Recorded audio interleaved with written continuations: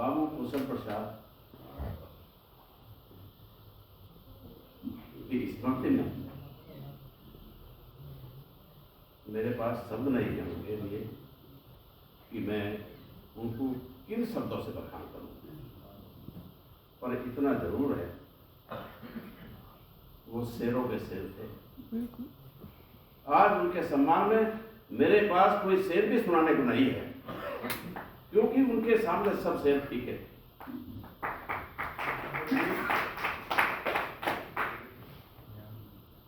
यहाँ bar association में एक बार झगड़ा हो गया जजों के बीच में, वकीलों के बीच में। सुरेश चंद्र जैन यहाँ पे एसीएम थे। 5 आदमियों को नियुक्त किया गया इलाहाबाद हाई कोर्ट में, आप जाइएगा और चीफ साहब से मिल गए, इनका यहाँ से ट्रांसफर कराइएगा। हम 5 आदमी, अरविंद शर्मा जी, मैं, बाबू प्रसाद जी और ताहिर अली जी, हम चीफ साहब के पास गए। चीफ साहब ने हमसे एक बात पूछी, ये बताओ आप ईमानदार अफसर है? कौशल प्रसाद जी बोले बिल्कुल ईमानदार है। बोले ऐसे अफसर को खोने के लिए आए हो? बोले हम अफसर को खोने के लिए नहीं आए, वो अफसर ईमानदारी की आड़ में हमारे वकीलों का बदतमीजी करे उनके साथ में बैठते हैं, ये बर्दाश्त नहीं करूंगा।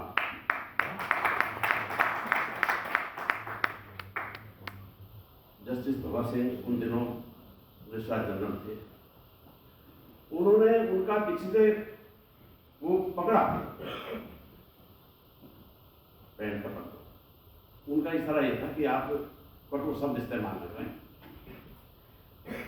तो उन्होंने एकदम का हाथ लगा के अजय हटाओ भी, मैं अपने अधिवक्ताओं का अपमान करने नहीं आया, सम्मान के लिए आया हूं। लड़ाई लड़ूंगा, अगर आपके बस का ट्रांसफर होता हो कर दीजिएगा, और नहीं तो न करिए।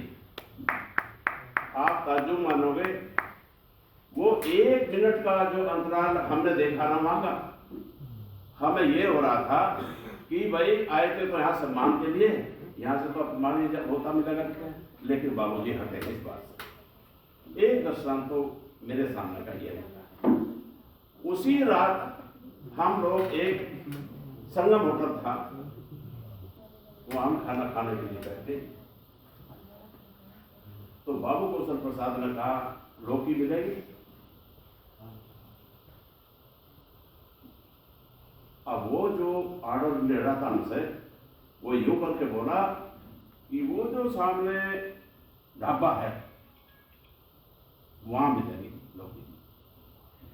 ये तो बाबूजी होटल है।